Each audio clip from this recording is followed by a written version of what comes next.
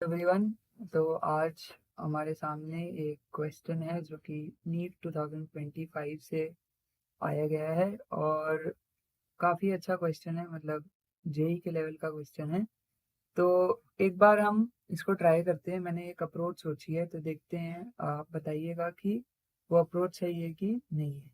तो बेसिकली जो वो मेरे को ये जो ध्यान में आया, वो मैं यहाँ से ध्यान आया कि जैसे पी एक्सिस का अगर आप एक्चुअल फॉर्मूला देखें तो क्या होता है, वो होता है T, that is surface tension divided by R1 plus surface tension divided by R2, है ना। ये एक्चुअल फॉर्मूला होता है और इसी फॉर्मूले को हम यूज करते हैं अगर हमारे पास दो पैरेलल प्लेट्स गिवन है जिनके बीच में इनको अगर हम पानी में पुट कर दें, तो यहाँ पे जो ये मिनिस्कस बन रहा है, अगर हम मान के चलें कि इन दोनों के बीच की डिस्टेंस डी है, तो यहाँ पे और यहाँ पे जो प्रेशर का डिफरेंस होता है that is given by this formula only. क्यों? क्योंकि अगर हम देखें तो ये दोनों पैरेलल प्लेट्स असल में बहुत मतलब बड़ी हैं।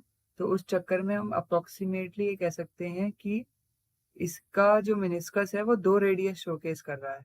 एक तो जो लेंथ होगी इन पैरेलल प्लेट्स की वो बहुत लंबी है, तो उसको हम इन्फिनिटी मान लेते हैं, और एक ये छोटा सा रेडियस होगा, ये वाला रेडियस। ठीक है, सो ये radius will be equal to d/2।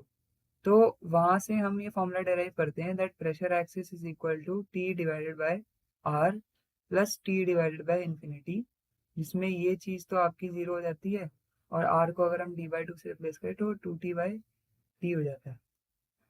अगर हम कुछ वैसी चीज यहाँ पे करें लेकिन थोड़ा सा मैनिपुलेट करके, तो आई थिंक इसका आंसर निकाला जा सकता है। जैसे अगर मैं यहाँ पर एक ऐसी लाइन ड्रॉ कर दूं, ठीक है, तो ये जो डिस्टेंस होगी इन दोनों के बीच वो x होगी, और ये जो डिस्टेंस है यहाँ पे वो कितनी है, वो y है ना।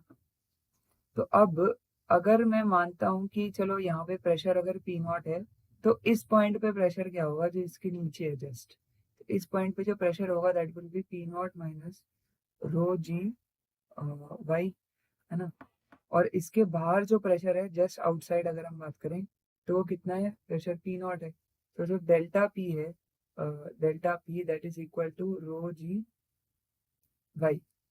ठीक है, अब अगर आप देखें तो ये जो सरफेस टेंशन है इसके अगेन दो कंपोनेंट हम कर सकते हैं और ये वाला कंपोनेंट हमें लेना है। ठीक है, तो जैसे अगर ये सरफेस टेंशन एस गिवन है क्योंकि ये रहा सरफेस टेंशन एस गिवन है, तो ऊपर की साइड पे क्या होगा, एस साइन थीटा नॉट हो जाएगा, है ना, और ये वाला कंपोनेंट तो कैंसिल ही हो जाएगा। तो हम कह सकते हैं कि ये आपका हो जाएगा वो सरफेस टेंशन उस साइड पे, इधर की साइड जो एक्ट कर रहे हैं।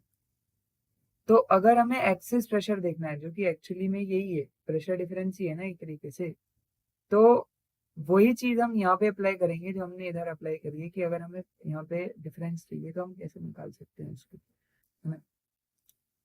अगर हम इसको देखें तो क्या मैं यहाँ पर प्रेशर एक्सिस को एज पर दिस फॉर्मूला मैं इसको ये लिख सकता हूँ, T/x is equal to rho ji Y, where T is equal to S sine theta naught. अब ऐसा मैंने क्यों लिखा, क्योंकि अगर ये एक आधा सिलेंडर टाइप है ना, मतलब ये इसी का ही आधा है, मतलब ऐसे है, तो अगर मैं इसको पूरा बनाता तो ये कुछ इस तरीके से होता, है ना।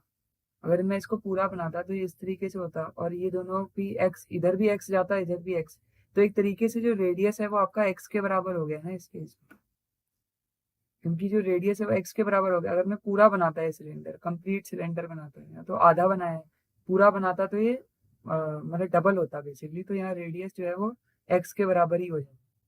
तो वहां से हम फिर इसमें सब्सटीट्यूट कर सकते हैं वैल्यू, आर की वैल्यू जैसे यहाँ पर थी वो यहाँ पे एक्स हो जाएगा, R is equal to X हो जाएगा इस केस में। तो अब तो इसके बाद तो बचा ही नहीं लगता है, तो S divide by x into sine theta not को इसमें मतलब आगे बोला था क्योंकि ये छोटा है बहुत, तो बोला था dy/dx लिख लो is equal to rho ji y, और फिर यहाँ से हम dy/dx को लिख सकते हैं as rho G X Y by S.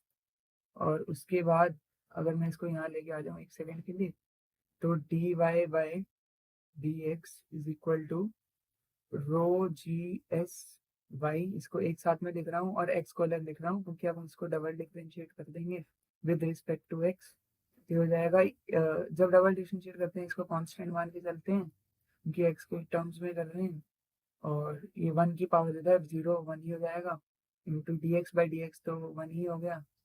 तो आपका जो आंसर आ जाएगा वो ये वाला आ जाएगा, मुझे लगता है ऐसा ही ऑप्शन था ये। तो इतना ही सोल्यूशन था। आप बताइएगा अगर ये सोल्यूशन मतलब अच्छा है कि नहीं है, और मतलब वैलिड सोल्यूशन है। Thank you.